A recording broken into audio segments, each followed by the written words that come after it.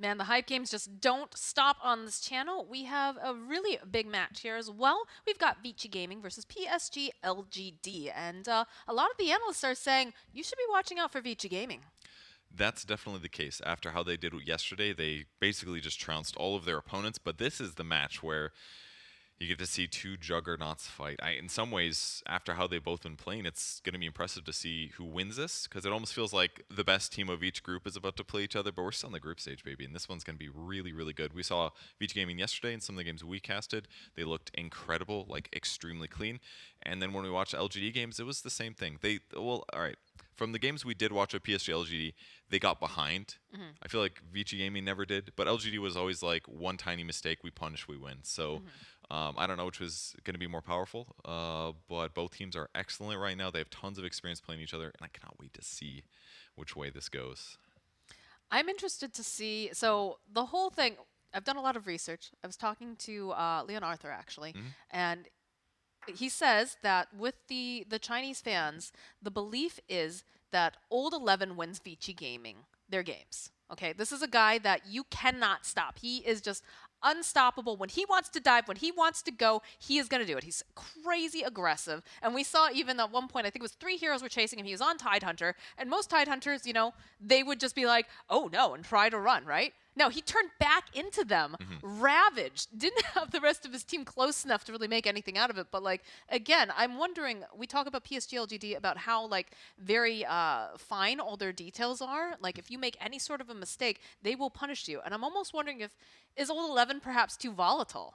Where PSG.LGD will see this opening and they'll say, okay, we know that he's going to just totally go for it. He's going to go in for dives. We're going to punish that.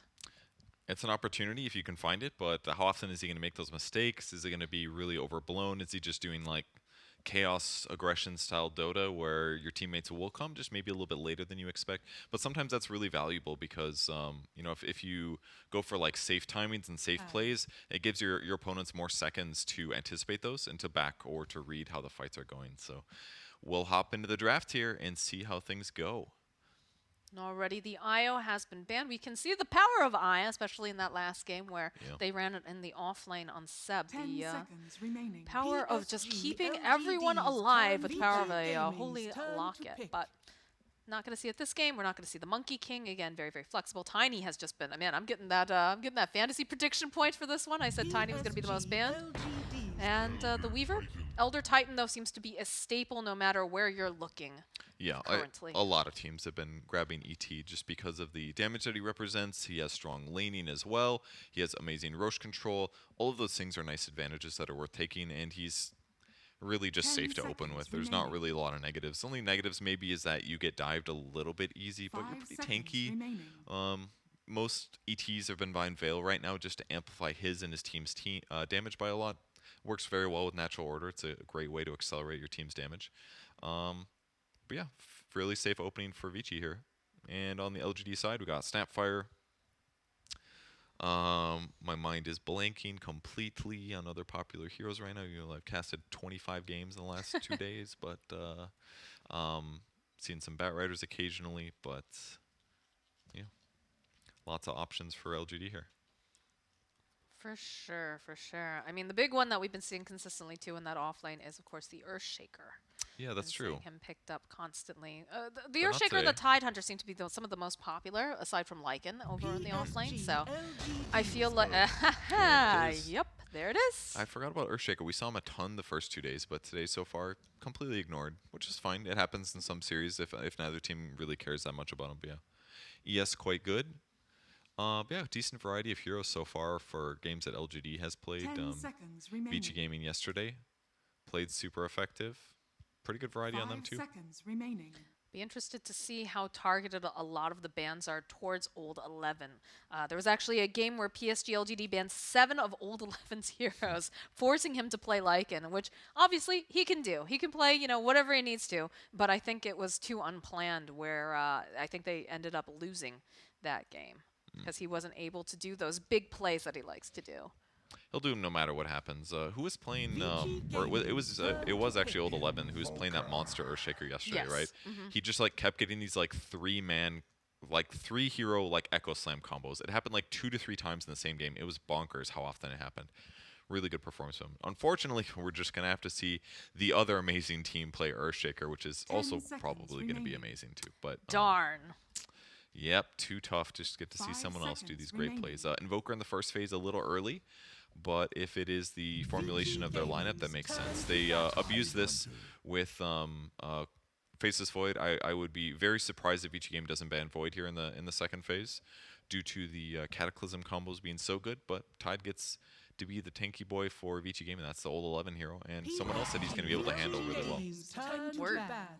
They just know exactly what they don't want to see. I would not be surprised to see a Faceless Void ban, honestly, because we saw the power of the Cataclysm mixed with the Chronosphere. Yeah, it's got to be here. If they don't ban in the second phase, I'm going to be really surprised. But yeah, seeing that Titan, I was like, after watching Vichy Gaming recently, it's like either he's playing the Earthshaker or he's playing the Tide Hunter, or you're banning like every single hero that has some sort of AoE team fight, because this is a man that just knows what he wants, and it's murder. Constant murder. They ban out the Faceless Void as expected, just way too good for PSG.LGD with nothing to say's Invoker. No Templar Assassin for Ori. Yep, classic counter to Invoker in the laning stage. Just a lot of damage. Good last hitting. Doesn't have to worry too much about getting harassed. I guess you get EMP'd, but other than that, TA solid there. Good at jungling as well. Good at jumping on Invoker. Once you get to like Blink Deso, Invoker's got to be pretty careful. Doesn't have the best single target disables. It's more like AoE stuff, so protecting yourself from like a single like high damage hero jumping on you is not super easy for Invoker, so it'd be hard. But maybe they banned Snapfire for the last one on LGD. The Snap Tide combo has been pretty common as a 4-5, or sorry, as a 3-4. I could see that being very effective. Plus with Ravage too. Ravage plus Mortimer's Kisses are really good.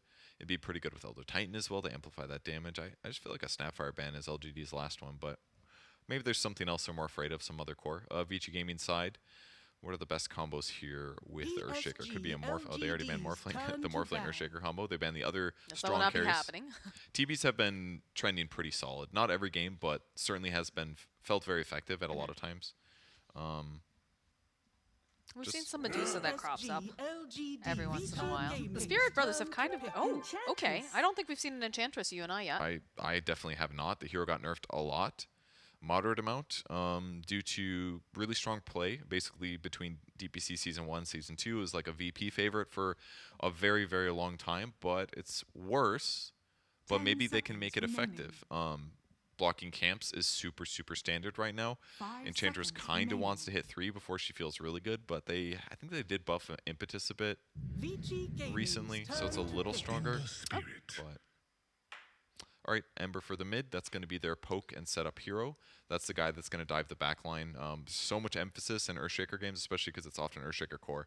Hit that backline, stop Earthshaker from being able to initiate so he doesn't just destroy your whole team. So Ember's going to be really good at that. He's also not very vulnerable to Enchantress. I mean, I guess you can remove his Flame Guard, but like that's not exactly the biggest threat. You're not super concerned about. You know what? Something is very, very popular in for Vichy Gaming pairing? What?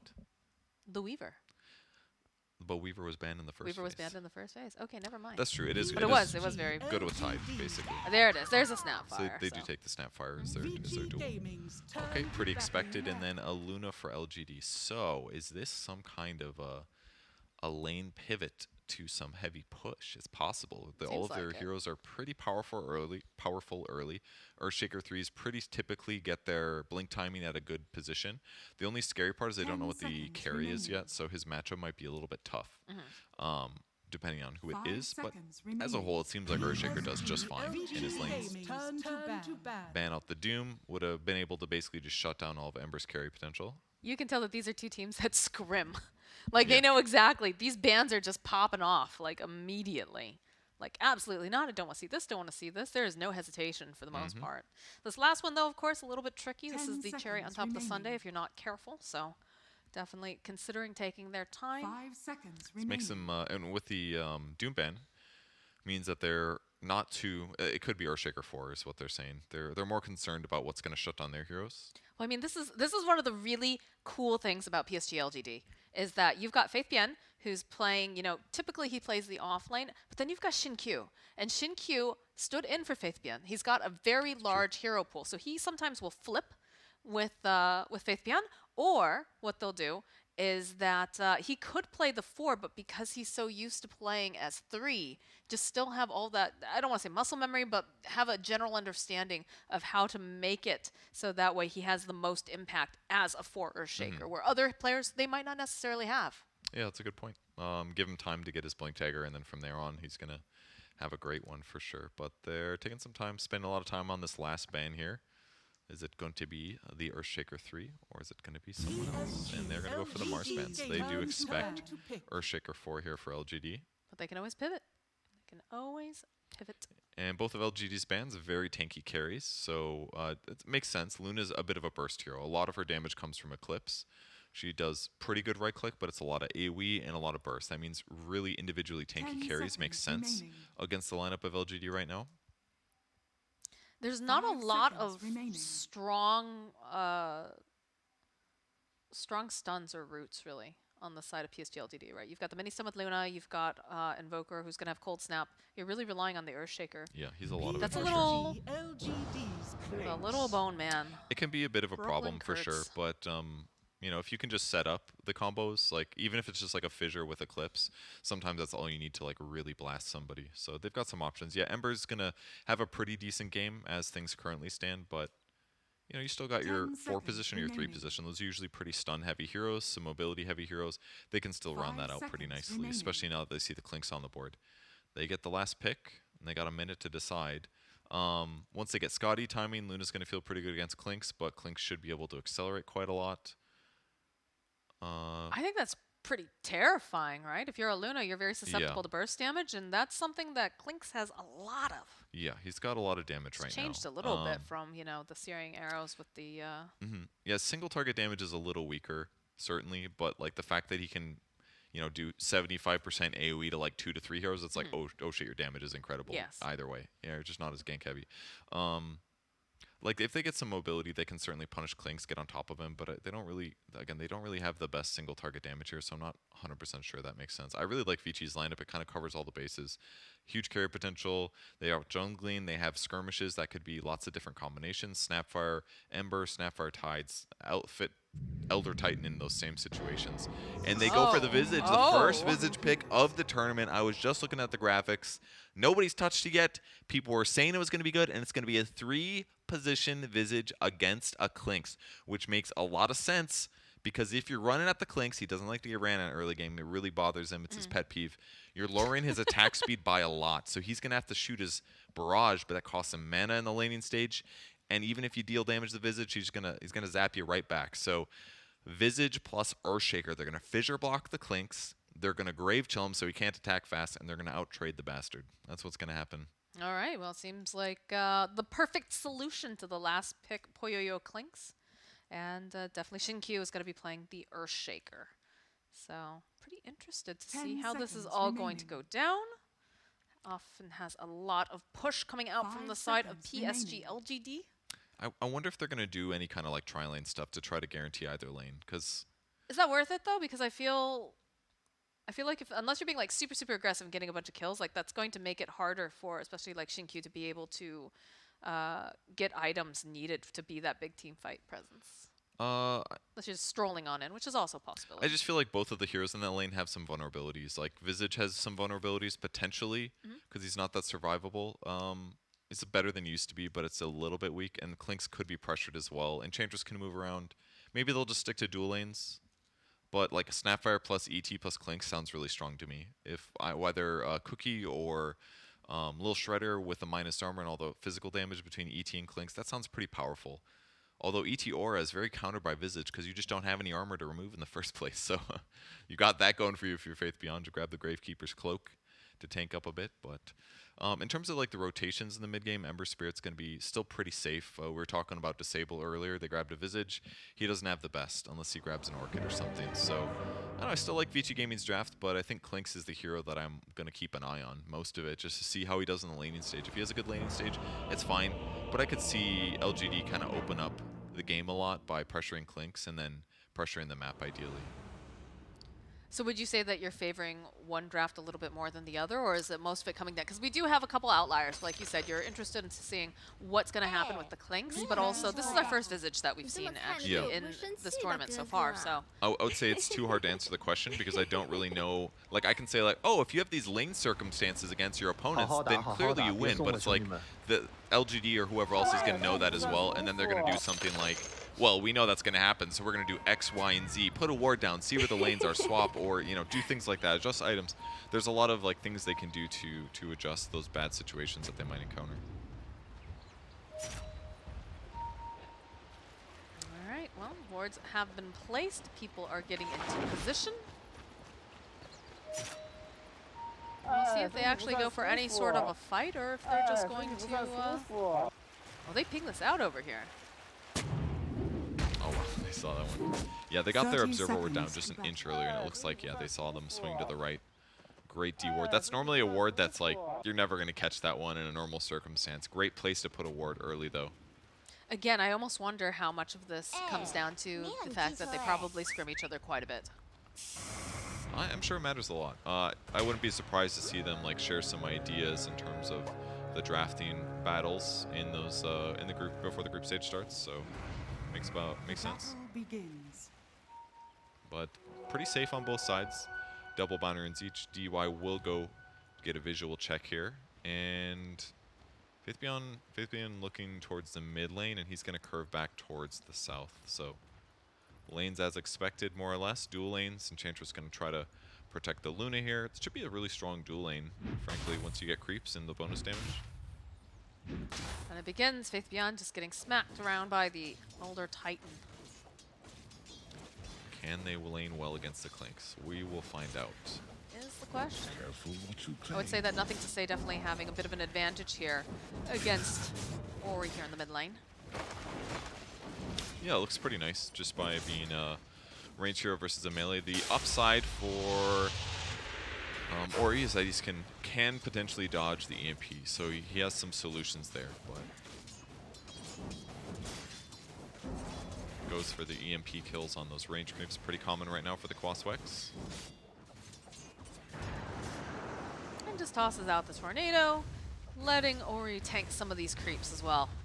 Got the big double wave here, so now he's just going to sit under all these creeps and deny these. Not too much that Ori do to reduce this. Stood too close to the tower that time, unfortunately, so it took a bunch of tower hits. Bit rough, but side lanes going okay so far. Nice Centaur pickup. Was able to get that large camp not blocked. It's a big battle for the Enchantresses, is making sure that you have control over those camps. He must have walked somewhere else. Oops, almost pinged on the map. That would have been a big problem. Oh, no. Bad to hold alt and look for things, and instantly dewards the Sentry Ward. PYW had it. That's a big one. Costly right for Y. So now he's going to have to run back all the way over to the right, and that's a big deal because at level 1 enchant, this thing only lasts for 30 seconds. So if you take it over and then run it over to the lane, you only have like 15 seconds to pressure. So even though he was able to get the Centaur, he didn't have time to stack it. Now there's just weaker creeps over there. So that battle over the camps is so massive for Enchantress supports. Looks like Shin-Q trying to get over to that water rune faster. Oh, does manage to snap it up. I think Ori could have gotten that one, but he, I don't know, stepped back at the moment after. Perhaps he was expecting something else more, or... Can't blame Ping this time. It might have been also that he was like anticipating when he'd grab it, but it took longer than he thought it would. And harass over onto Poyoyo. Ooh, 20 hit points. Maybe he should have used his fairy fire there. That was kind of close. I'm sure he's collected. Poyoyo knows his limits. He's done the math, yeah. He's done the math. Well, I mean, there is a max damage Soul Assumption can do, so it's 75 times 3, that's 150, 225 plus 20, 240, and then, just take away 25% of that. Easy math. I'll let you guys do that at home, because I know it, obviously.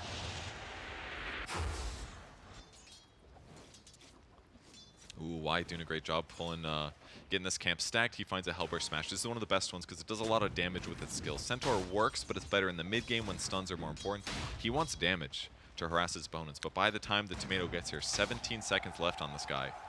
Not the best efficiency for sure. But so what you got to do as much as you can, and it's gonna die. 6 seconds left. Good for it. Yeah, but it lived a nice, you know, a nice life. Middle lane, though.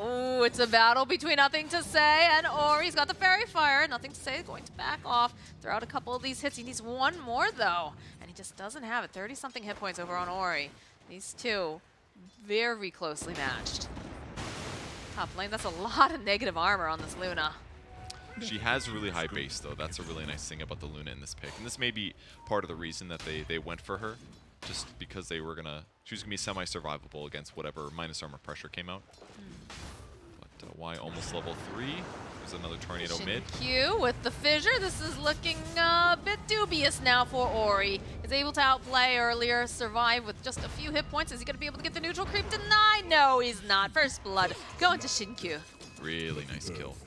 Took some doing. The boots really helps out there. If they have to run after him normal way, good luck catching up. But yeah, big one. A very worthy rotation. And this is also going to mean that Poyoyo is able to have a little bit of breathing room. But again, it is a Visage who has decent nuking.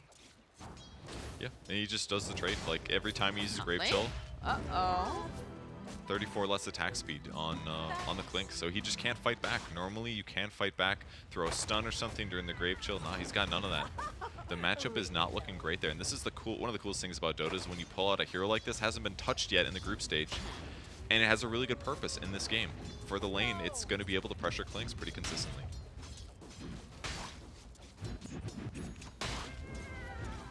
So far, Visage started with a Null Talisman boots. He's going to go fast Medallion. And that's going to be great for offensively dealing damage. Tide taking harass top though. I think that's pretty standard, usually going for that Medallion, so nothing too strange about it. Do you think we're seeing any, you know, we talk about how when we don't see heroes that frequently, it's because they're very specialized to the draft. Are we going to see anything different built on this particular hero?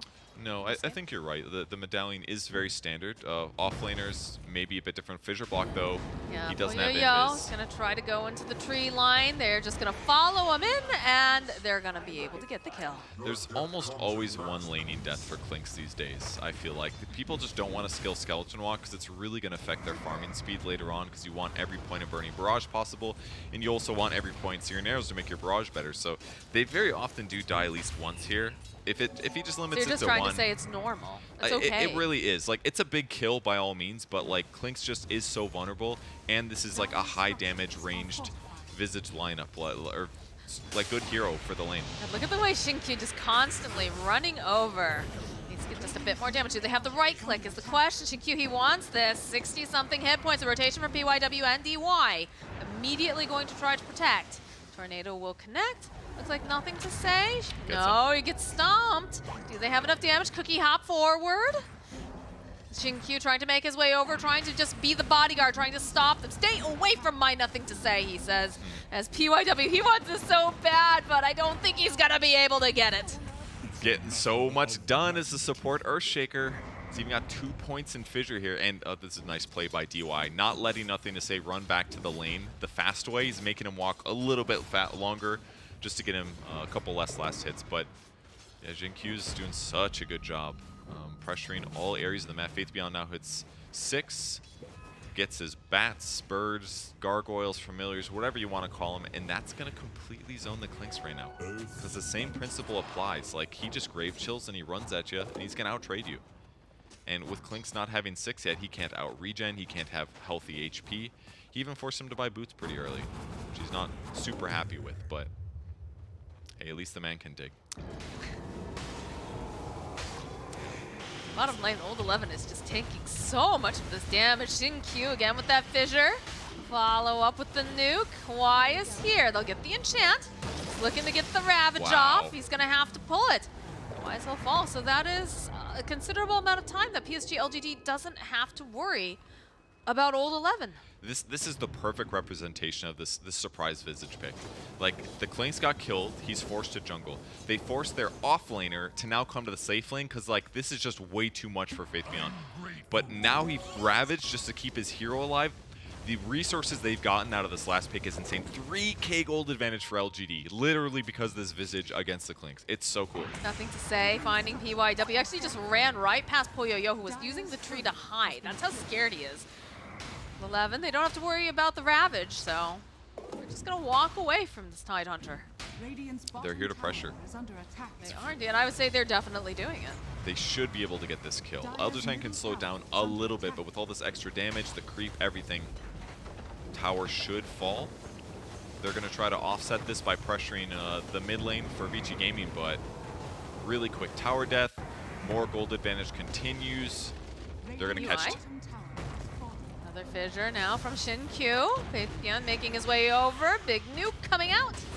Impetus, can they get enough damage to follow up? I think with that tornado, it's just enough. Now Old 11 is left all by himself. And he has no mana left as Faithian just continuously harassing. And he doesn't even necessarily guarantee that kill, but again, now Tide's at half HP. He's got to worry about one more hero dropping behind him to put the fissure block down. And they tried to slow this down, but I almost... And they did a bit, but they're still giving him kills, which feels a little bit weird. Maybe they need to be more careful. It did keep Invoker in the bot lane longer, getting less farm. But he's queuing up Midas now, and his net worth is still pretty good. He's third highest from the top. He's got more net worth than everybody on Vichy Gaming. It's another fissure to an enchant totem. This is just not looking like a super tanky Tidehunter. He's not. Sounds like a cartoon, super tanky Tidehunter. It does. That's actually a really cool name. Super tanky Tidehunter. I think someone needs to use that in an amateur league. No, that needs to be a team name. That's cool. I like that a lot. And the issue is he was forced out of his lane earlier than he wanted to be. And he's forced to go bottom, and all he has is phase boots and ring of health. He doesn't have the hood yet. The hood would help a lot, certainly. I mean, he's got the Kraken shell. The familiars do literally no damage to Tidehunter right now. But the Visage right click is decent, as is the Soul Assumption and the other players. And this is just giving them so much space. Chantress is 5 now. They're just playing on the enemy side of the map. Solar Crest is finished with the Tranquil Boots at 10 minutes. Like, Visage is farmed. He's like almost the most farmed on the entire map. Just not quite enough damage to take down Wise Enchantress here. Xin-Q again showing up, be able to follow up with the fissure, EMP coming through, and this is not looking good for PYW. Can we talk about, like, just, you know, hold on one second. Old 11 is just running on in with his face here. He's got the Ravage up, wants to finally take out this Earthshaker, which he'll be able to do. But now he's in a very tight spot because Faithian is just right nearby. Just chases him over. They need to go and cancel out the TP, and they have it in the form of the tornado. So that's just a dead Tidehunter yet again. Another kill. 800 gold for Faithian, past what he had in that last engagement. So he puts the Solar Crest on a support. Literally a support who has like no defensive items, and he forces a Ravage as a result, just giving him that extra armor and movement speed. Like, the pressure he's put on him on this game is insane. It's like he's playing Death Prophet or something, which he has played recently. Kind of similar playstyles. Big ulti. More to kisses, but they have nothing to hold them into place. Throw out the fissure, followed up with the tornado. Two of them, just two little ducks in the row. They have absolutely no mana, and they even have the big Hadouken being tossed out from the creep that Enchantress has. The EP was big there, but the pressure continues, and they're gonna have to go run back and heal. He's got Maelstrom on Clinks, but he'd love just some time. Cookie Hop, they just aren't able to quite land it as they're gonna go right back in again. Faithian just dishing out this damage with the Visage, and they've got the vision over here on the Ember Spirit. They should have plenty of damage, and he's gonna try to run away, but oh, look who's just waiting with wide open arms. Still alive, though. That was sick. I thought he was super dead, no mana. Pops the wand, instantly jumps, and Faithian was set up to catch him, but the mana was enough to double Remnant out. But either way, they're spending resources. They're not hitting creeps. Clinks is not AoEing out neutrals. He just gets over here to the stacks, and it looks like they're blocked. Nah, Luna's just been killing them already. They're gone. Almight cleared him, so now Poyo has to run even farther just to get back to farming after this super long engagement, and that is why their net worth is so far behind, because they've had to spend all these hero resources to just slow down what LGD's doing, and they still got it anyways. Okay, now I want to take a moment. Now I want to say something. No, okay.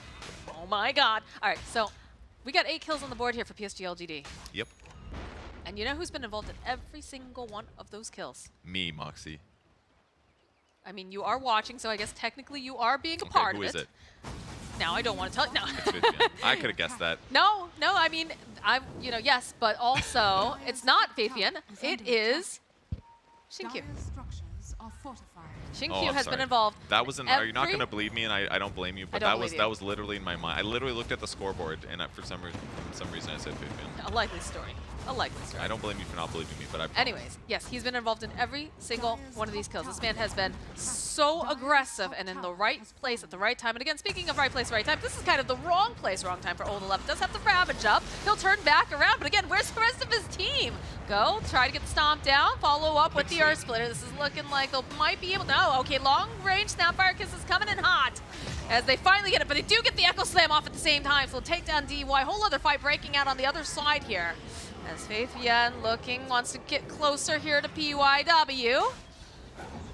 And they'll just chase down Grandma yet again, send her back to that nursing home. Their damage is just so high. Like, they're putting all of this effort to kill an Earthshaker 4 because that's all they can do. Like, pressuring Visage, it's not going to work. He's got 4 points in Gravekeeper's Cloak. So the bats are just constantly on top of them, dealing damage and pressuring. There was no threat to Ame in that whole fight as a result. He's just sitting in the back, casting spells, dealing damage. His net worth is massive, 8,000 at this point. All the tier 1s are dead. Tier 2 pressure's coming soon. I would be surprised to see them pivot, take a quick Rosh, then continue their lives.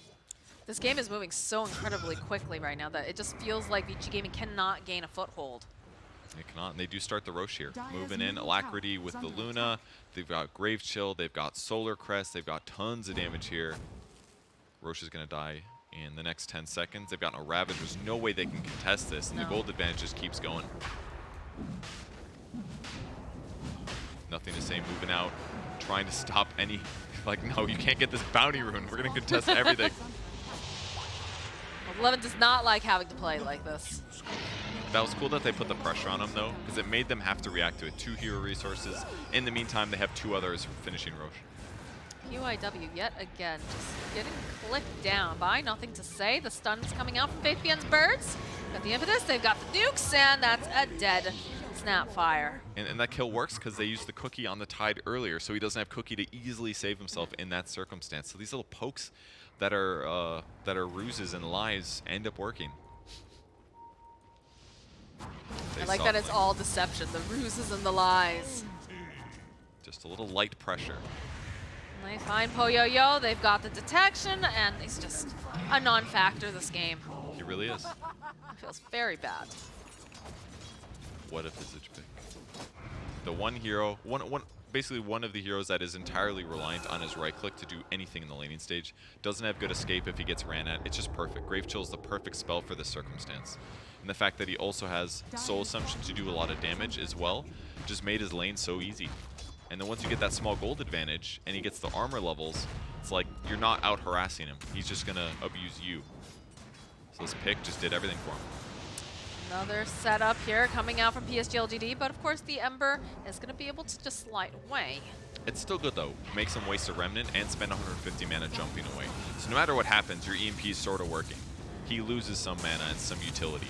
And that means the next fight that happens, he can't just dump Remnants on a guy or be as aggressive. Smoke play though coming out from Vichy Gaming.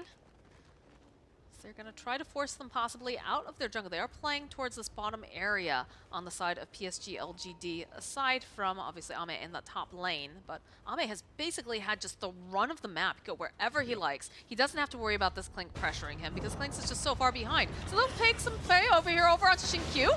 They'll actually use the Earth Split as well. They kind of have to. That's the one guy that can gank kind of PYW? Oh, the birds. Very Beware close. the birds. Because Y is very difficult to kill also. He's maxed out Nature's Attendance. He's going for a mech build. Very likely he'll buy Locket afterwards, I would expect, since he's pumping out so much heal. Just makes sense to help them go high ground in endgame, sort of.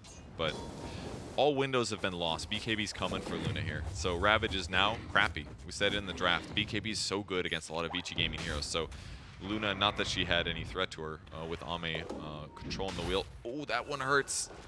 Okay. It's the last attack kills the neutral item, but you've already started TPing. Luckily, his courier was already there, so he didn't have to. It's all good. It was a good item to Grobo. He may want that. Old 11 getting a lot of harass yet again. Birds going to stun in place. Nothing to say is just kind of staring at him. I thought we were going to see some sort of a taunt or something, right? Yeah, not much taunting here, that's for sure. No, these people are here to play Dota 2. take Dota 2 and kill DY. Oh He my is god. very dead. That truly was a lot of damage. Must not have spotted the ward of the sentry there. Look at this Luna. Look at this net worth on Ame. It's very strong. It's really, really strong. It is insane. This is like, she's just absolutely massive. Once she starts breaking into the actual base, all of your buildings are just going to melt.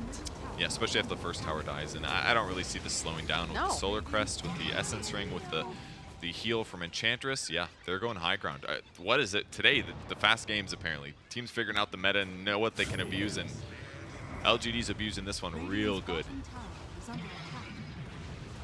Just gonna let the Centaur tank the tower. The rest of them waiting very patiently. Fissure lands over on the Ember. These birds, how do you stop the birds, the glaze, everything? Well, they'll take a little nap. They've been working hard. All right, there it is. There's the Ravage right on top of Ame. So they'll be able to get the kill. And now they're trying to just push back the rest of PSG.LGD, but Faith Beyond, he's feeling pretty strong right now. Just turns around, nothing to say, sitting very low. He's gonna get healed up by the sprites over on Y. Old 11 still just chasing him. We talked about it. When he is in, he is in.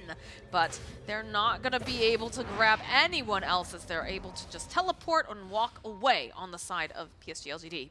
Maybe a little bit too greedy for PSG. I didn't notice until just now, because I'm bad, of course. But they put the Aegis on Visage and not on Luna, like we would expect. So the Ravage combo is really effective for that reason. They land the Stomp, they land the Earth Splitter. It's just enough burst damage to kill him before he gets BKB off. So huge kill that's going to stop the push, but the fact they didn't get any more kills makes it feel a little bit worse.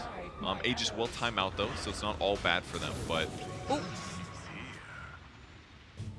able to snag it. See if they're going to... Fissure actually does connect. They should be able to stun lock over to get the other bird there fast enough. Nope, not going to be able to do it. Bird's going to take a nap. It was a good try. His mana was pretty low. Would have been able to wand and jump, but either way, the pressure continues. And Luna's alive, still has high net worth. Gonna spend a little bit of time jungling to grab new tier 2s. Gonna go for Vambrace as the choice, and we'll see if they go... it looks to me, from what it seems like, they might just reset a little bit. They're gonna fish for a good fight here with Smoke. If they get like 1 or 2 convincing kills, they'll probably go back to the barracks if possible. Or they're just gonna play it slightly safer and get some tier 2s instead. Shinkyu again leading the way. Smoke has not broken through bad. the spirit.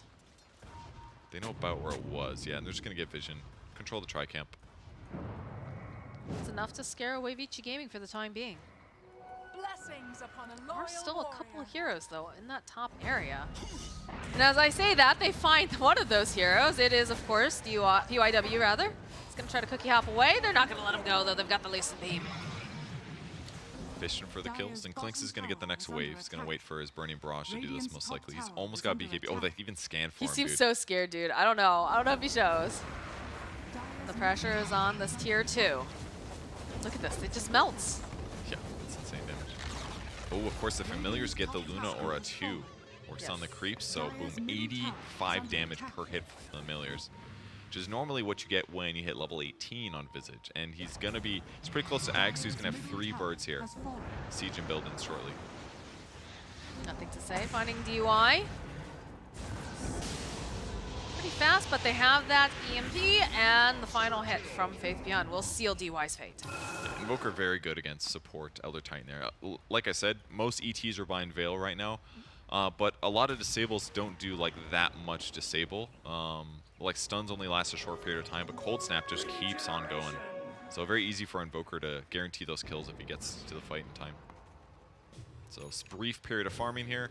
Visage 1,000 gold away from the Ags. Luna wants to go Manta and Shard. Because they lost that earlier push, I like how quickly they changed gears back into like a normal game. It feels like a lot of times those mistakes happen, they cascade. It feels like that's the big one. And while it did limit LGD's momentum, I think they've done like a comfortable amount of like accelerating but playing safe still. This is a big pickup, though, for Poyoyo. He has completed the BKB. Yeah, that's big. It's going to make it so he's able to skirmish a bit more, and we have smoke on smoke action. Of course, LGD standing on the high ground. Vichy Gaming starting from below. Looks like they might try to make some wrapping motion according to the map. They do spot out that a creep has been changed, so they are suspicious as to the next moves of the side of PSG.LGD. It's a great way to push for Enchantress. Take the range creep and just A-click it down the lane. It was so busted at one point, like it did so much damage. It still does do, well, it used to do like 90, I think. It's a little bit less, but yeah, it's still very good. for sure. So play the high ground, nothing to say. He's going to be the frontliner. He doesn't have BKB yet, but he's real quick with all this Wex and Invis. So if he does break a smoke, he might be able to escape, but better for him than somebody else. And Enchantress sitting at the other dangerous point, the inflex point of the two other ramps. So look at this wrap. It's so far, but it just might work. They're going to see Ame. Can they catch him in time? Oh, no! The BKB and the Earth Splitter for naught. The trees, dude. The trees are what hurt him there. The vision from where Tide was standing. They got the courier, though. Okay, they got the shard. It's something. It's a consolation prize, but they got it. It's not worth a Ravage and a Mortimer's Kisses. I mean, they got a BKB out of it, but that was rough. Normally when you're smoked at daytime, you're going to see him before they see you, but there was trees in the way briefly, so Tide kept moving, and all of a sudden it was like, oh shit, there he is. And then he reacted just a little bit slow. If he blinks from smoke to Ravage, much higher chance that Ame gets Ravage there, and then that actually opens up the opportunity. But well done by Ame to react, and now Vichy Gaming's going to be off the map for a while. That hurts so badly. Imagine if they do manage to secure that. Would have been a big kill. They could get map control, push out lanes a bit more. Gives Poyoyo more time to farm up too, because he is not doing as poorly as he did before. In fact, he's starting to catch up, but this Luna, it's the natural way of how she farms with the lives. He even tries to backdoor the tier 1 there. The old 0-2-0 Clink still has very high net worth. The power of Burning Barrage. It's a good, very good skill. So split pushing across the map. Ags is completed though for 5th Yen. He hasn't used it yet. He's waiting to get some quad stomps potentially. He's looking. There's a little bit of an engagement going on. EMP. Old 11 jumped forward, but they'll lose PYW pretty quickly now. Landed the Echo Stomp. Nicely done. But they're just going to disengage on the side of Vichy Gaming. So this just makes the map pressure from LGD so much stronger now that he can go invis like this with the familiars, because before their gank was very reliant on Earthshaker, and Jinku's been doing a great job following where he thinks Klinks is going to be spotting him and forcing Klinks to walk away less efficiently, because it's better for a support to do that than somebody else. But now with the threat that FaithBN is going to be able to be there invis or find these kills with Dust is a huge threat. They just have so many more different ways to make ganks happen, pretty much. Sentries do spot the bird, so they know about where he's playing. They know, but can they do anything about it is the question. I think Vichy Gaming wants them to go on them. Hence why they're playing here with the vision, but yeah, they're going to play a little bit safe. He didn't like what he saw, so he'll back up. Why go for it when there is a perfectly good Roshan up? I mean, find some sort of pick off another lane, perhaps, and then get on. I mean, they could just technically go right on in, but Old 11, of course, a little bit scary as that Tidehunter with the Ravage. Yeah, it's just more important that they regain map control first. Regain control of the Tri-Camp would be really helpful too.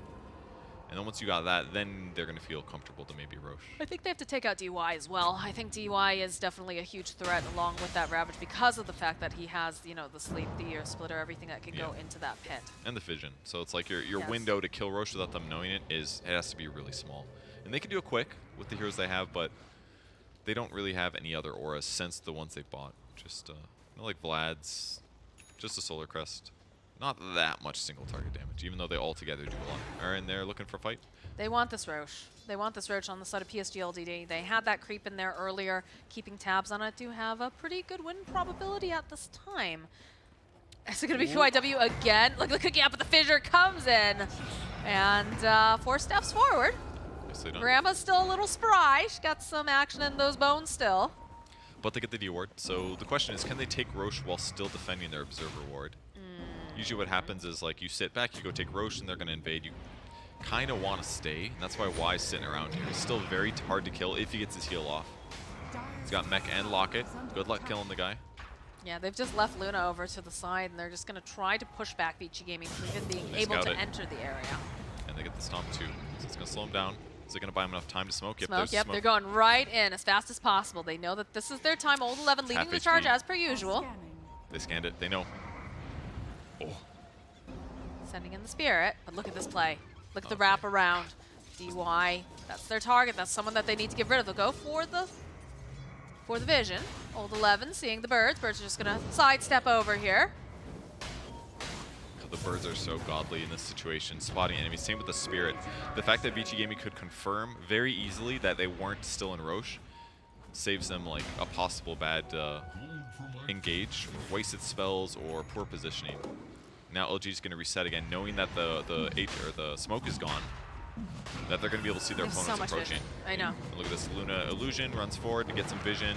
It's going to be able to cut the creep wave if they need to. Spots ult 11. Can cancel out that blink dagger very easily. Oh, they just did it. Another It's over. tornado. There it is. Ame picks up the Aegis of the Immortal, and Vichy Gaming, they just can't do anything about it. Great job to wait that out, basically.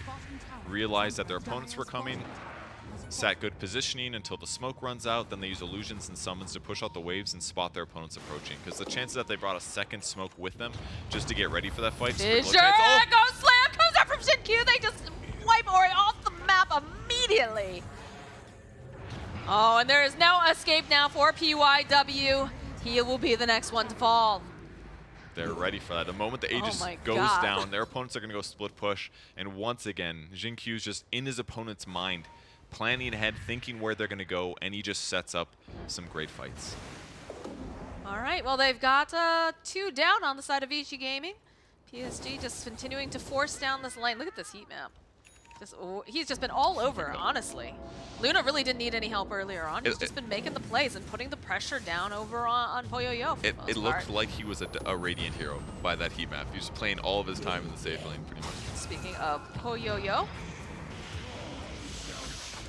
See you later. Oh, it's a rough one, and they even have the fairy whatever thingy. The fairy whatever thingy. Who's ferrying up in here? It's Earthshaker. The Fey Grenade. There we go. Fey Grenade. There we go, yeah. The You sure you do this for a living? I do. I just couldn't remember it. It's okay. It's all right. It's the purple Pokeball thing. Always going to even go for the He's Eclipse going for the Eclipse play. They just want to get rid of old 11. He's sitting very low. The follow-up with the Chaos Meteors, not going to be quite enough, but they're very scared for their Titan. Do they even go and push him forward there? Sunstrike a little bit off the mark. What, 13k gold advantage from that Rosh. They got the Shard on Earthshaker to lower the Fissure cooldown, give him that extra stun to control without having to fully commit.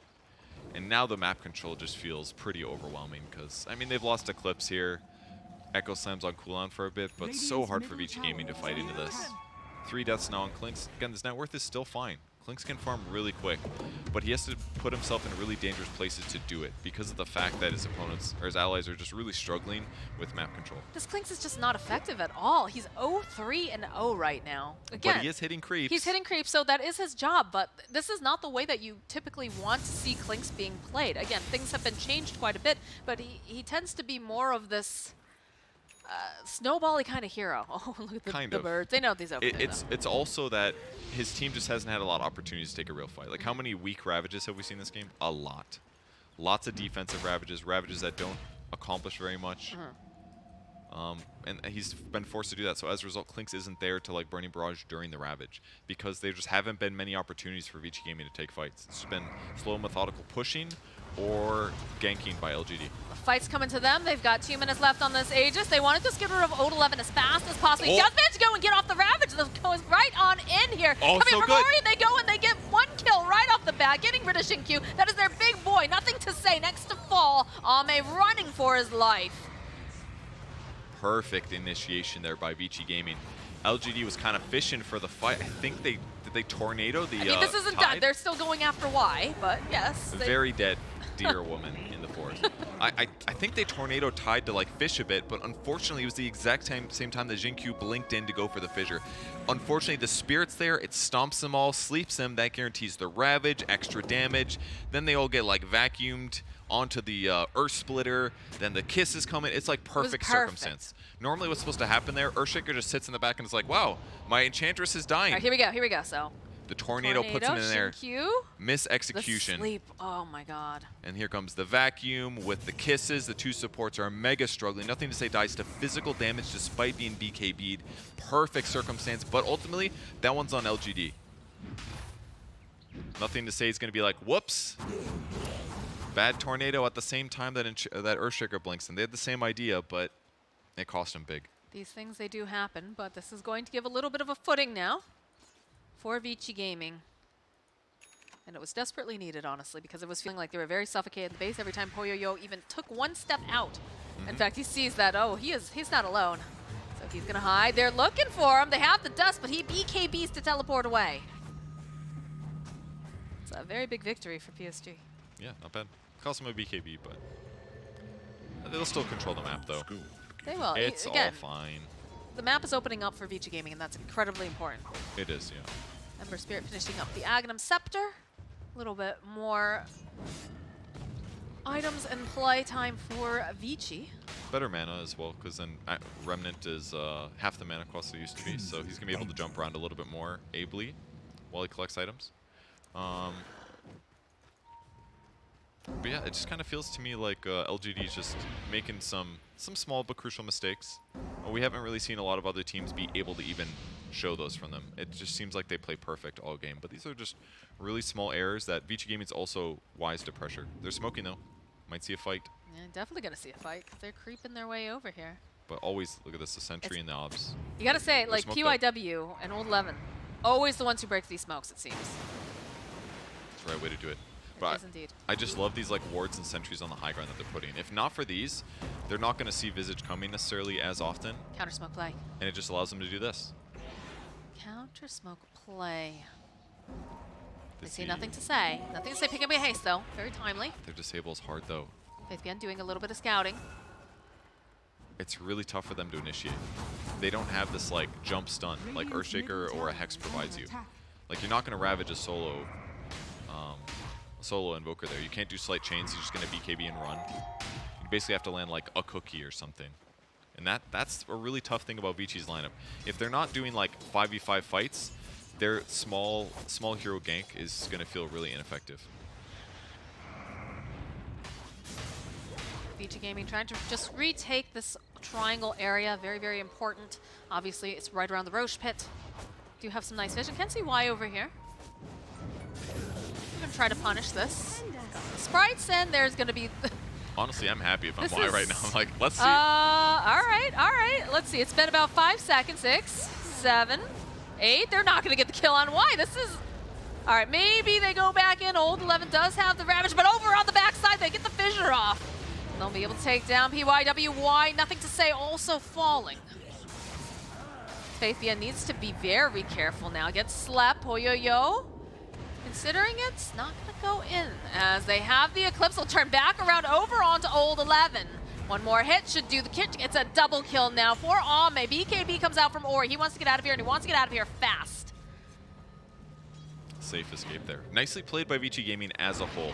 I mean, it was a bit of a weird science experiment. Let's see how much we can kill the guy with the locket and all of the heal talents. He tanks almost everything. But it was that stomp once again. It's that unexpected disable that's setting up Vichy Gaming, because as soon as that stomp hits, it guarantees that Old 11's able to pop Ravage on non-BKB targets, which guarantees the kill on the Invoker. Died without using BKB, normally would have been okay.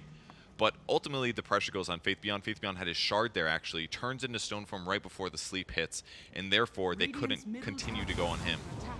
That gave him a nice opening and still gives them ultimate map control. And still net worth advantage. Like, Luna's a full item ahead of where Clinks is. I think it's all going to come down to the next Rosh, which should be in about 2 minutes. It's a good opportunity for Vichy Gaming to swing things around, that's for sure. They're getting more and more items picked up for Poyoyo, which I think is definitely, well, obviously it's helping, but definitely turning the tide. No Scotty this game. He's queuing up now, but he decided to go for the raw damage, the Daedalus. If he goes Scotty while behind on net worth a little bit, he probably never gets kills, despite having great utility. And he just really thought, like, if I don't have a Daedalus, like, I don't think we win fights at all. It would be difficult for them to kill Enchantress or other heroes. So probably the right itemization if they're just hitting creeps anyways. So Getting a couple of these neutral items at the 37-minute mark. he was really thinking about that sword. Could have gotten Maim AoE procs with his Burning Barrage. That would have been cool. But Paladin's sword just too hard to pass up when he doesn't have any other lifesteal on this hero. About a minute left before the next Rosh spawns. You can see the way that they're playing tightly around the top area of the map, how important this is to both teams. Yeah, it really is. Refresher shard, amazing on Tidehunter, obviously. Could be a free Ags for somebody as well. That has huge value. In fact, Invoker really wants this. He's queuing up Refresher. He was thinking about Ags earlier, but he's like, nah, I need BKB. And now he's like, all right, I'm just going to get the Refresher. Double combos. So if he gets a free Ags, oh, that'd be really good for nothing to say. That would be incredible, and not very happy for the side of Vici. Yeah. But I'm sure they'd also love a free Ags. It's not I haven't tried Klink's Ags, but it's probably still pretty solid. I think the big thing is just, I feel like they want to take out DY. DY is causing so much trouble as this Elder Titan. They need to find him, get the pick off, and then perhaps they can go into the Rosh pit. So they're going to check it now. They realize it's got to be soon. Do you have that creep sitting over in the pit? And the invasion begins. Oh, okay, they managed to find themselves the Ember Spirit. Oh, or no! BKB, though! Is he going to be able to survive? It looks like he is! The Deafening Blast pushed him to the high ground. They lost vision on him. Oh my god, this... Rough one. Nothing to say has got to be so upset. I mean, they're doing their best to kill him. This is the second time that he's had just a little bit of a don't even know what you want to call it, a mistake, I guess. A flop, a slightly flop spell. This one's not nearly as bad as the 21 wasn't like a bad play either. It was just unfortunate. This one a little unfortunate too. Two unfortunate skill usages.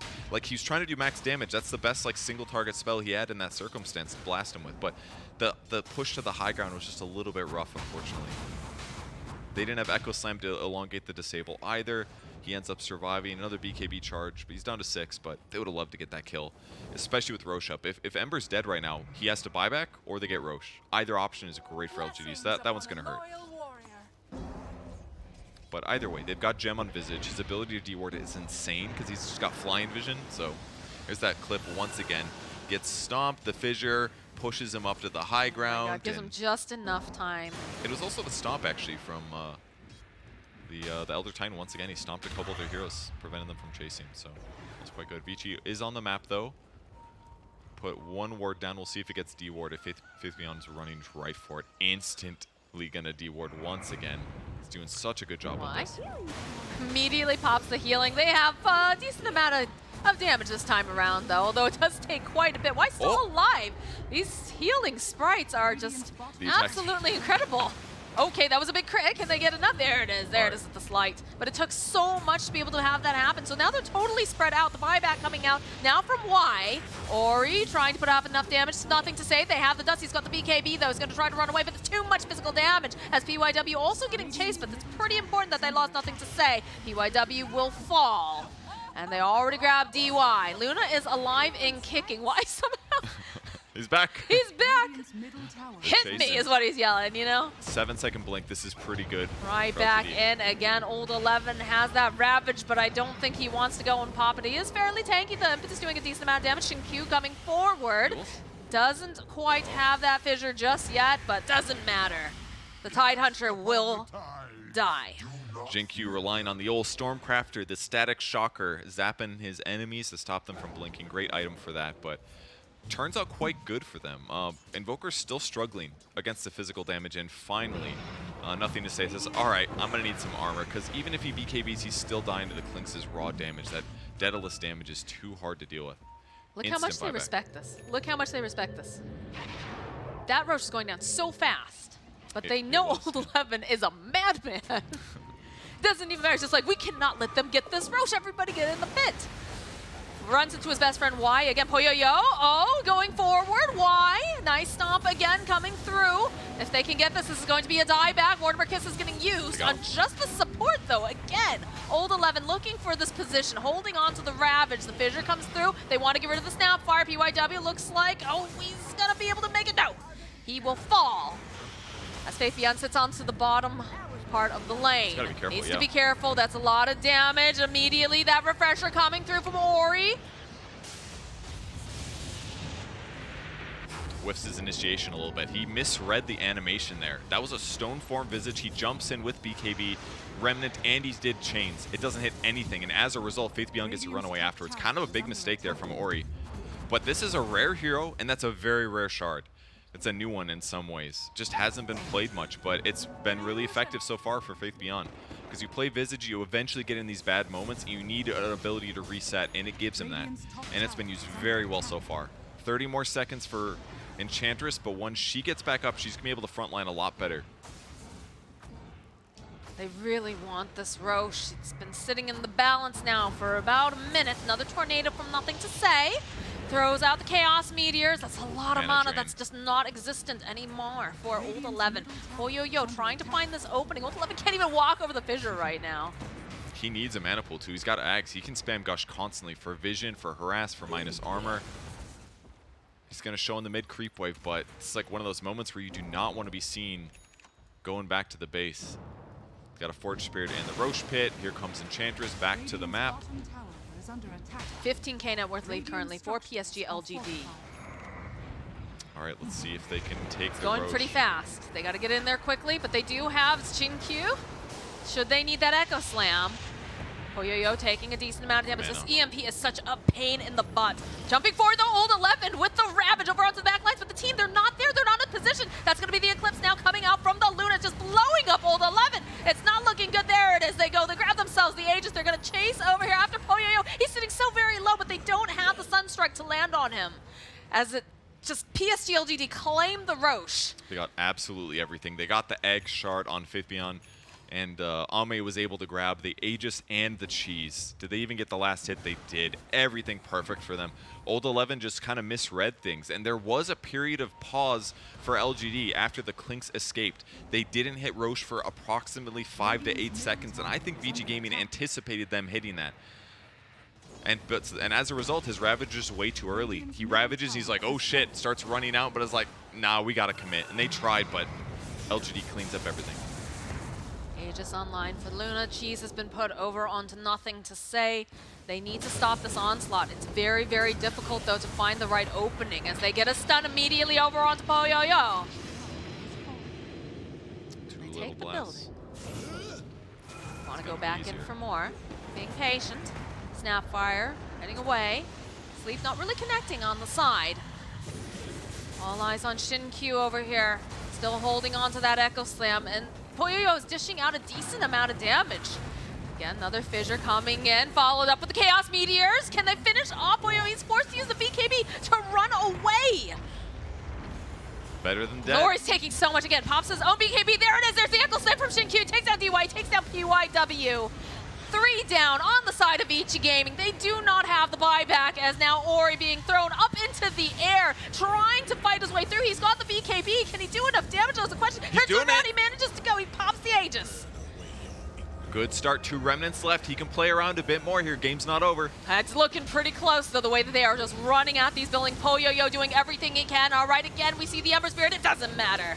That was the most false thing I've ever said. Wow, the game ended fast. Holy crap. I was like, oh, it's just the tier forwards. They've got a moment. No, they do not. Luna shredding those buildings. It took a lot longer than we expected, considering they were hitting bottom racks at like 24 minutes or something like that, but LGD does pull out the win eventually. All of their little errors were pretty small, but it was like just a lot of like small coordination mistakes on LGD that were very minor, and consistently like Vichy Gaming being perfectly positioned on the cliff. Don't let them get to the top of the cliff. You got to fight when they're on the low ground. They won a lot of crucial fights. LGD had to play slow, but they did pull out the win in the first game for the Super Hype series. I mean, Vichy Gaming, they really held in there. It was looking like really, really bleak, and then all of a sudden they start to win these little team fights. They had great positioning coming out from Old 11 and PYW. Like, they're always just in the right areas to break these smokes, but just too many of these engagements kept happening, and that whole Rosh fight, I think, is really where it just drove the knife in to finish it off. But even like ignoring everything that happened after 10 minutes, do not forget what started this. It was in the draft. That Visage pick to lane against the Clinks was incredible. It gave them a massive lead for a huge amount of the game. That's what got LGD ahead. It just, they had to work for the actual W, but boy, the draft was perfect to set them up in those win conditions, so they get it. Well, we told you this was going to be a very hype day over here on the stream, and so far I would say it's delivering. We're going to take a short break, and when we come back, we'll have game number 2.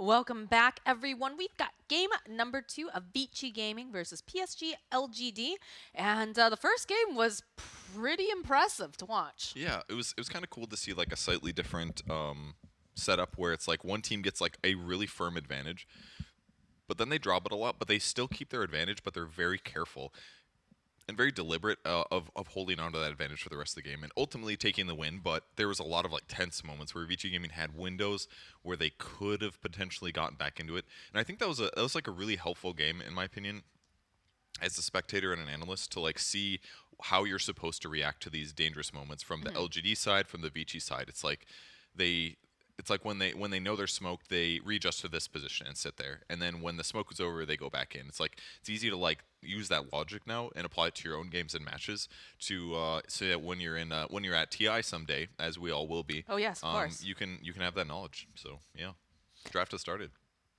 All right, well, we do indeed have a draft. So let's dive right on into it. Let's see, it's fairly similar with the IO banned right off the start, and the Weaver, which was banned, not first banned last time, but definitely was not allowed into the draft. Yeah, it seems like it's the Vichy Gaming hero that they really don't want to mess around with. It's strong in the laning stage.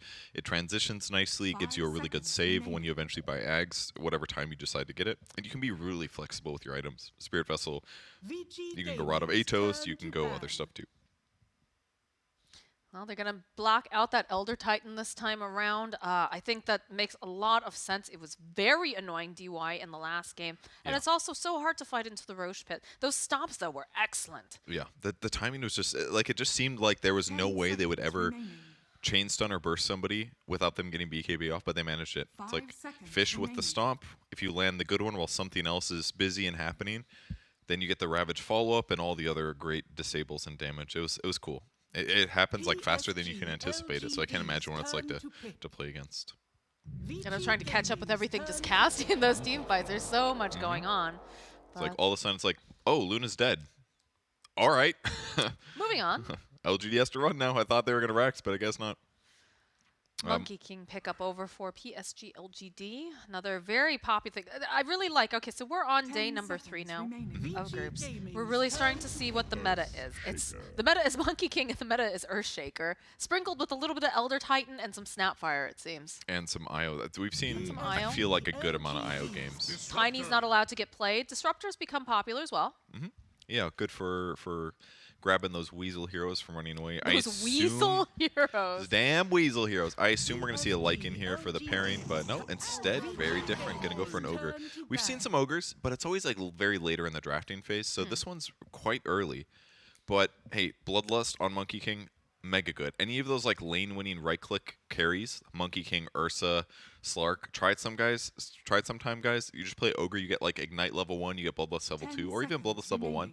And it's like free boots on your carry. It gives them a huge advantage if they also have like an Orb of Venom. So in terms of what I think maybe they're hoping to do with this Ogre pick is they're saying like, we're just going to dumpster your Earthshaker 3-position hero because we've got built-in regen and lifesteal, or built-in lifesteal on Monkey King. We're going to actually out-trade you on Earthshaker, especially at level 1.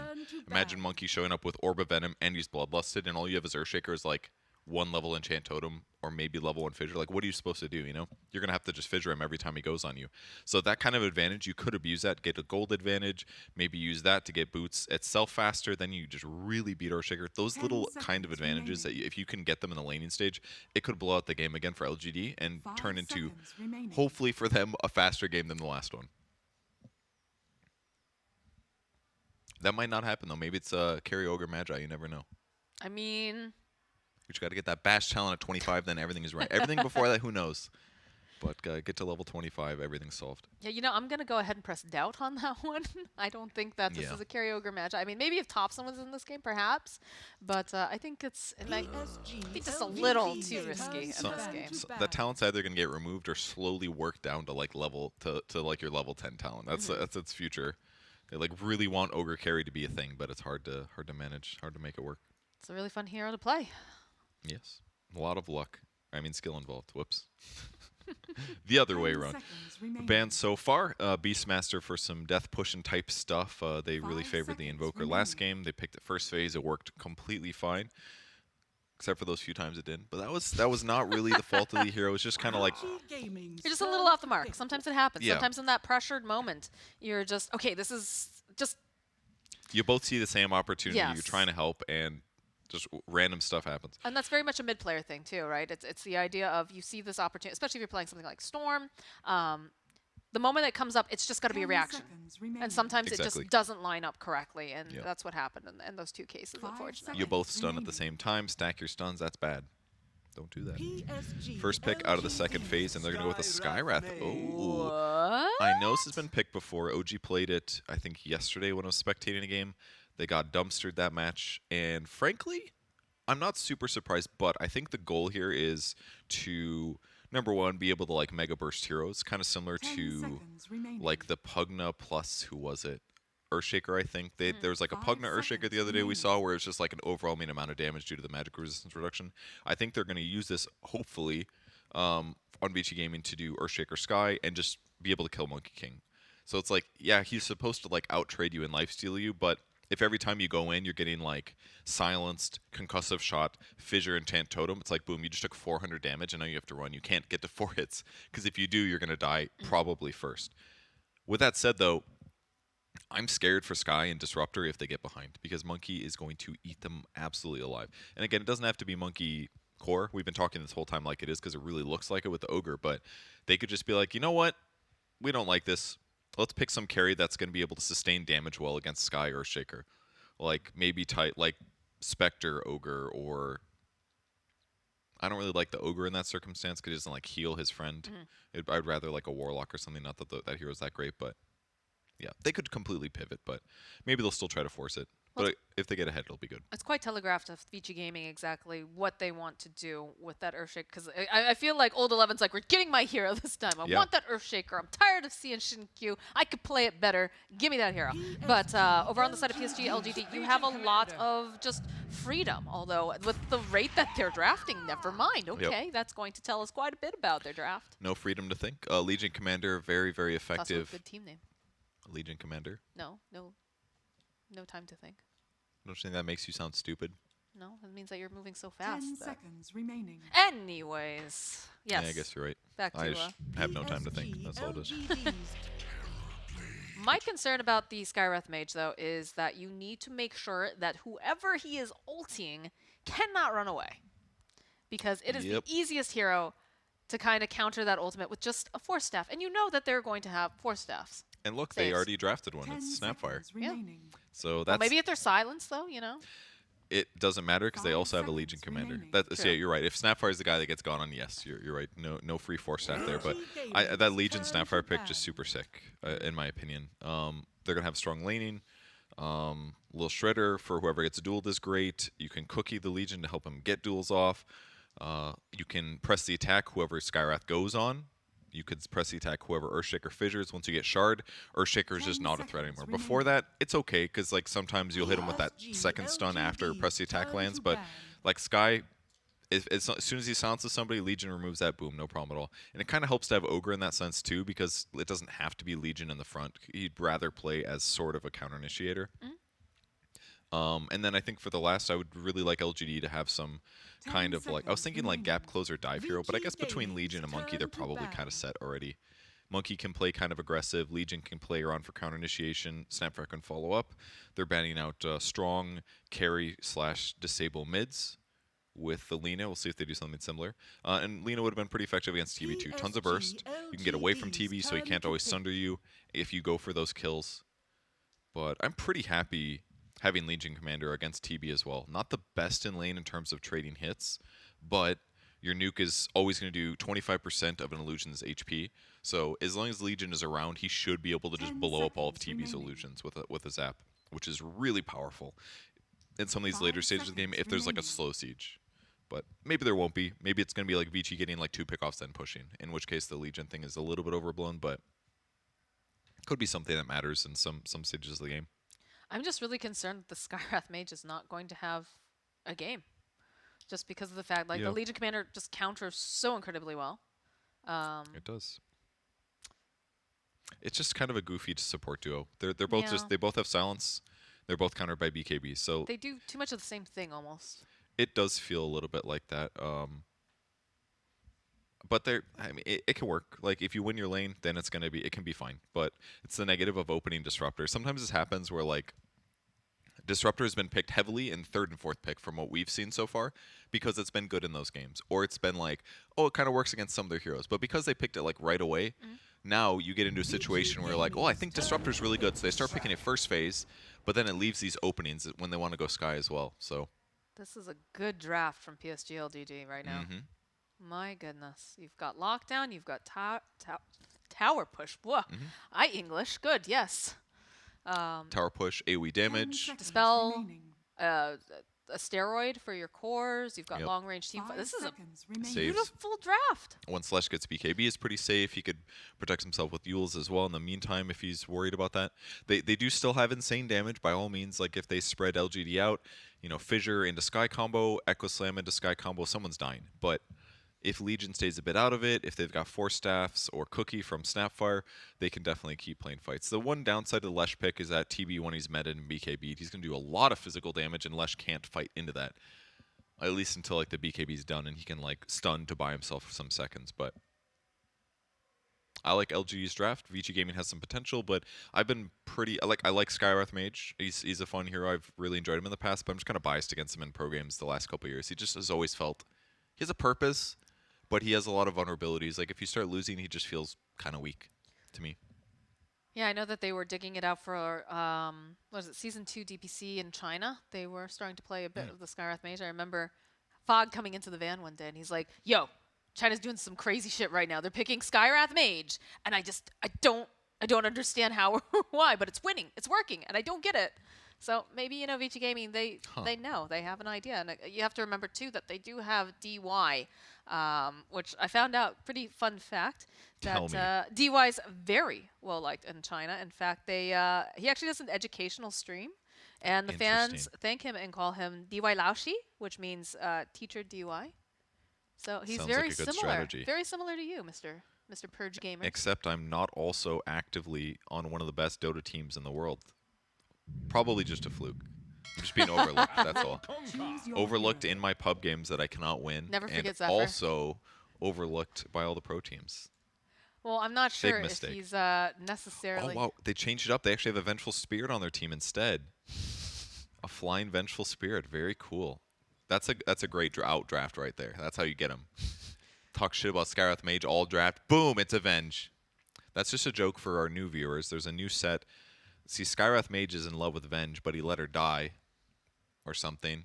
And now there's a set that makes him look like Vengeful Spirit a little bit. I'm just kidding. Don't be confused. It's something about the Screarch. I think it's like a Screarch kind of like armor or something, but it looks corrupted on him.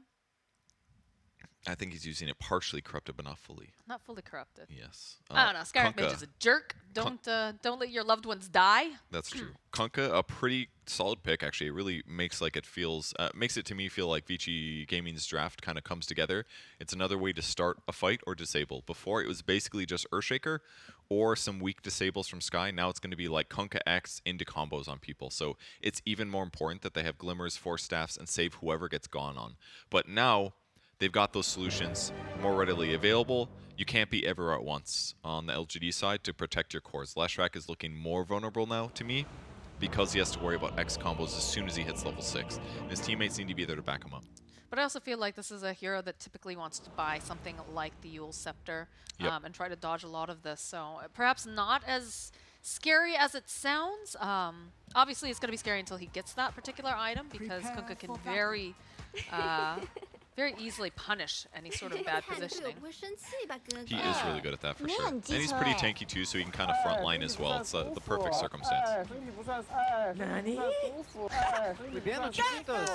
They just get all the voice lines out at the start and then they forget about them all. That's very efficient though, you know? Get all the things that you want and Tip's getting tossed out.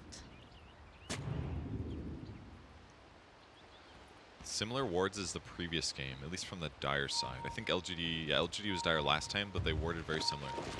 And they didn't do the other cliff ward like they did over in the bottom portion of the river, but yeah, you know, it's pretty important to be able to see, you know, is there any stacking going on? What's the rune going to be? Because it's the advantage of being just a little bit closer to that top rune, having that information makes a big difference. It does, yeah. Helps a lot. So far, both of these teams not super willing to like go do dangerous things. Wise gonna get spotted by Old 11 though. Of course it's old 11. Yeah, he was trying to get some vision on the. Did he actually have a sentry when he did this? He did actually. Yeah, he was gonna go check to see if they had a ward and then place the sentry. He did block it, but Cookie hop forward from Faith Yan. This is looking like a bad start for PYW. The body blocks are here, and they're going to try to let Nothing to Say get the first blood, and he will. So, not a great start here for Skywrath Mage, but Nothing to Say is nothing to complain about. not at all. He's got his bottle on the way right now if he so wants it. There it is. He grabs it. That was before bounty runes as well. He still had the money. But he went the very low cost build. 3 Armor Branches, 1 Fairy Fire, so he gets it faster than normal even. Nothing to Say keeps canceling his old animation, trying to force Ori to run in circles, and so far it's kind of succeeding. Once you drop the stun, he gets to make good decisions. A lot of harassing going on in both of these lanes. You can see in the top lane, Poyoyo putting the pressure down onto Faith Yan. Dude, so good to have Legion against Disruptor as well. As soon as he throws the Thunderstrike on you, remove it.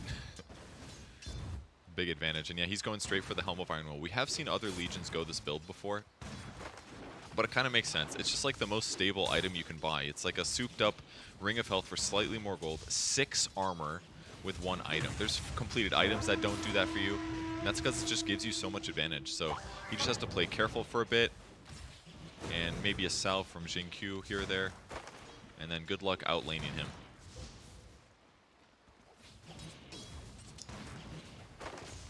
It's the main reason that a lot of teams have been buying Armlet, I think, on Legion Commander, just because the Helm of Iron Will is so good. It's like, well, I might as well just buy the darn Armlet if I've already got part of the cost.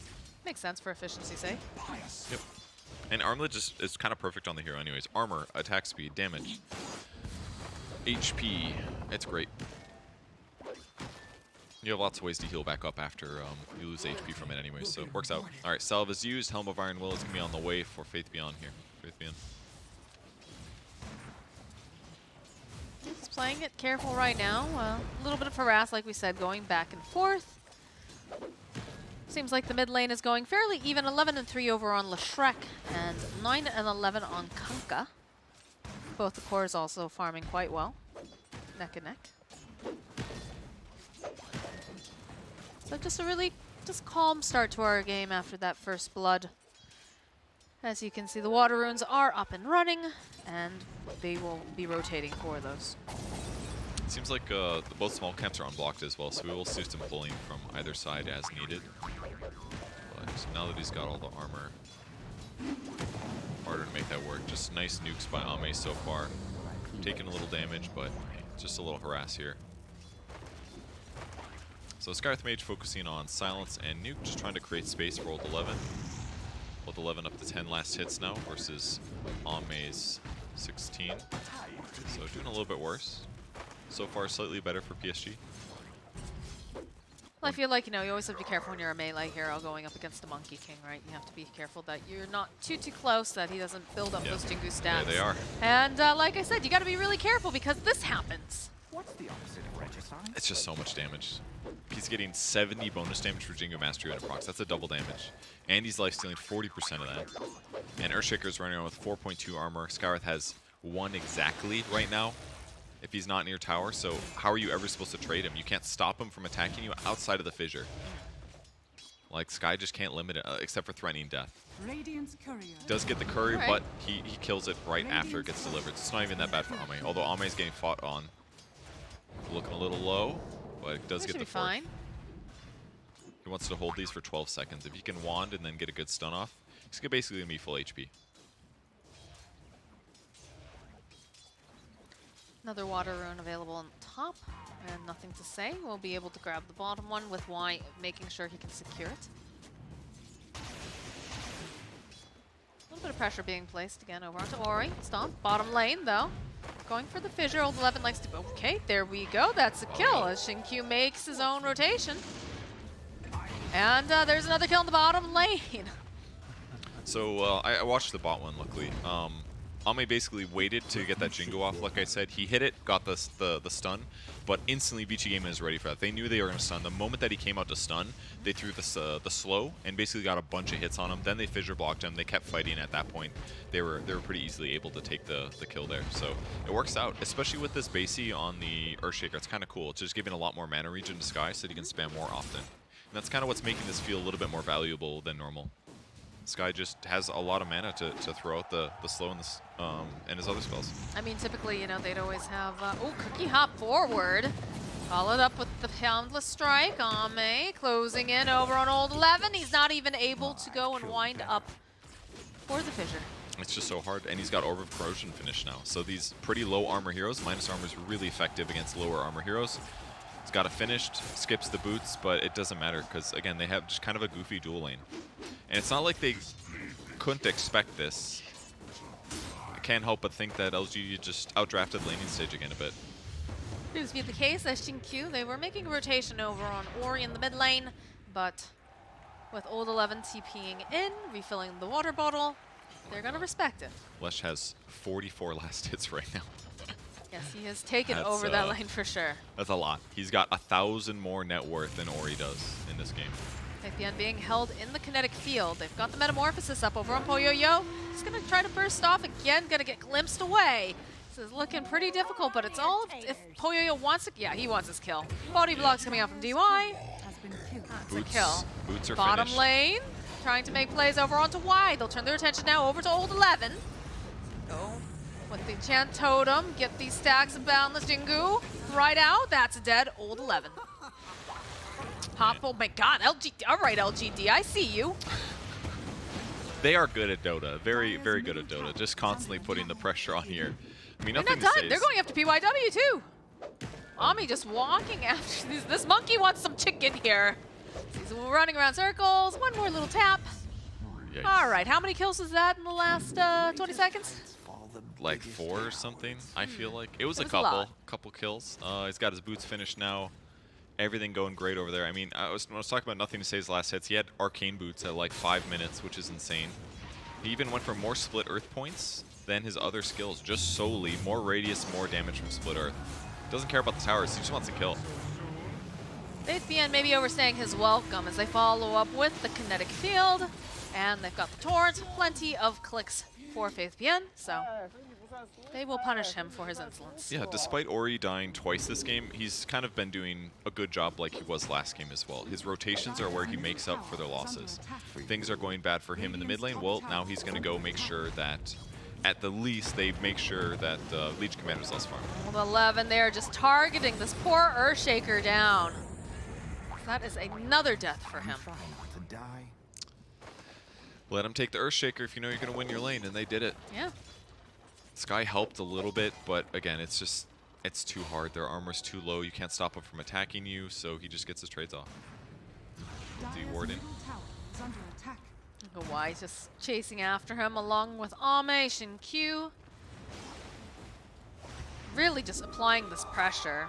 Cookie hop forward, a little bit off the mark, but the Boundless is not.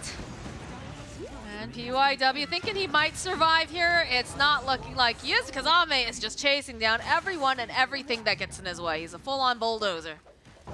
Y finding himself Ori.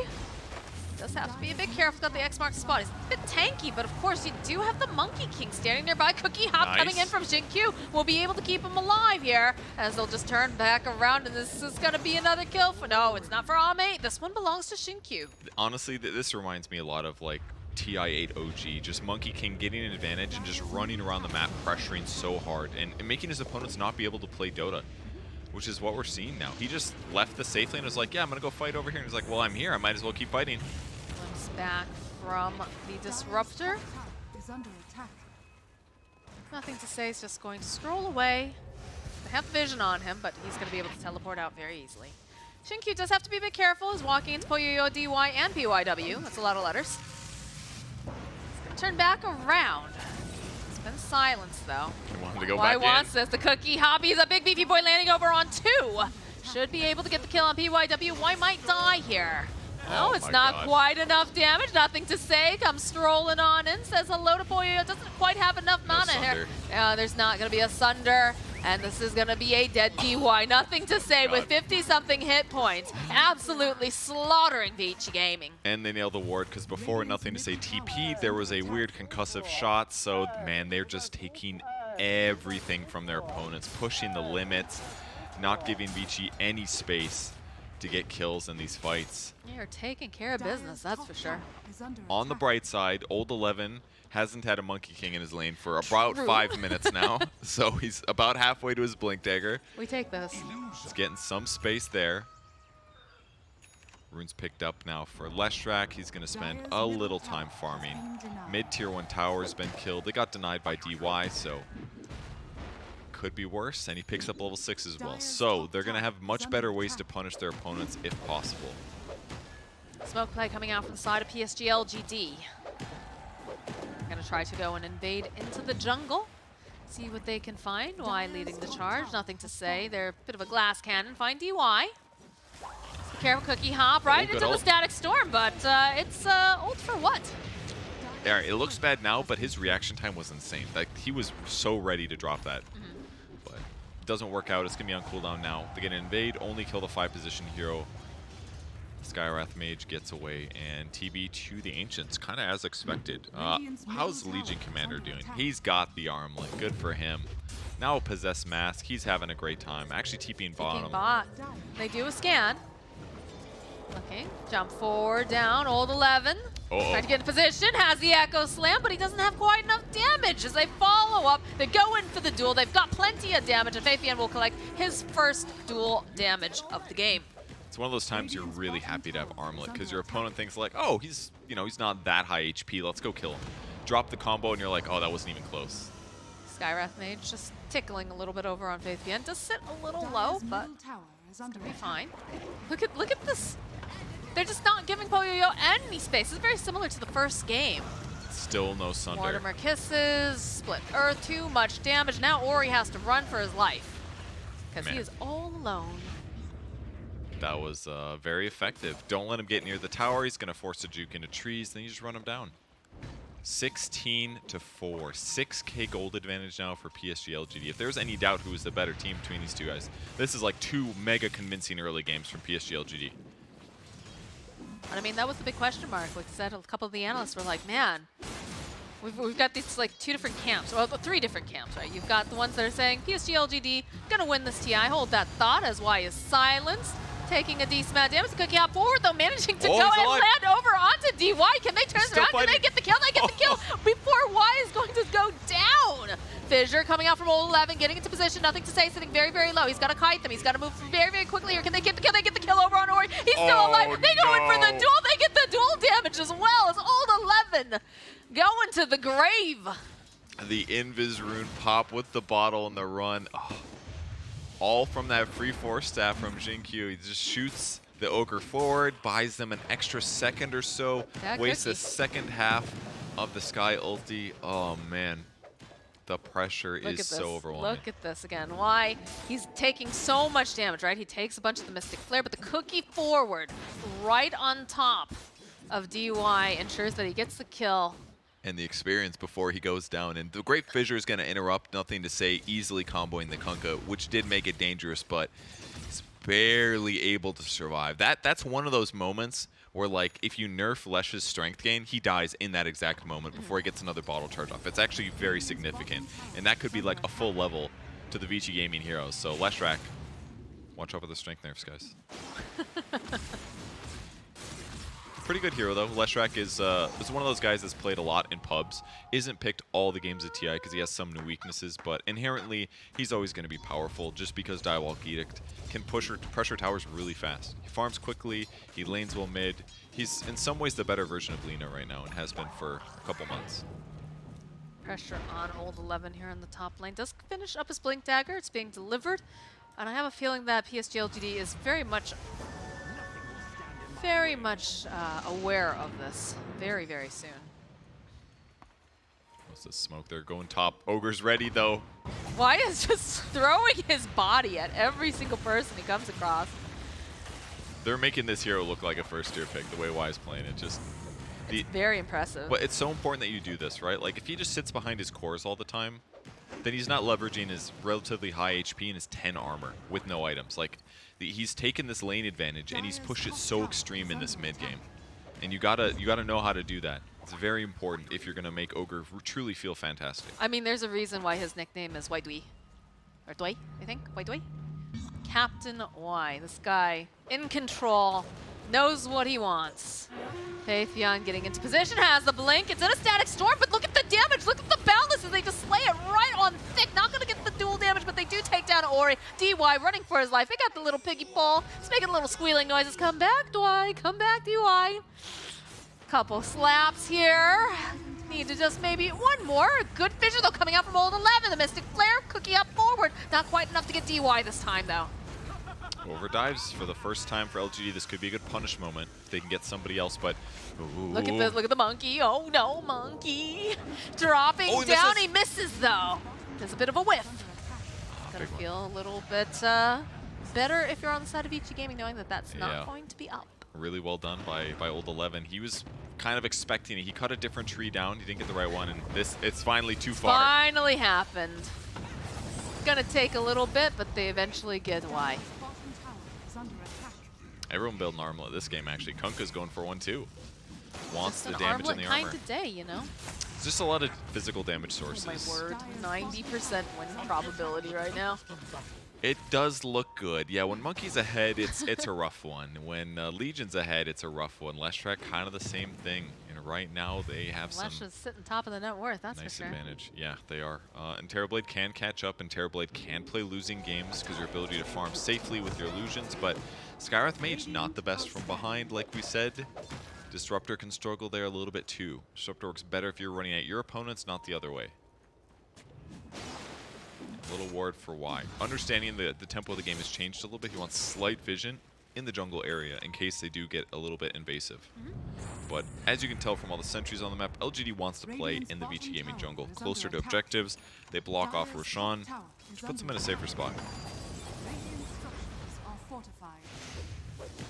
Top tower getting a lot of pressure. Monkey already in position. Look at this. They can see everybody coming in. They find Old 11 immediately. They want to just get rid of him as fast as possible. Snapfire Kiss is coming through. There will be no Echo Slam available. There will be no DY very soon. And it's looking like we're going to get a little bit more dual damage over on Faithion.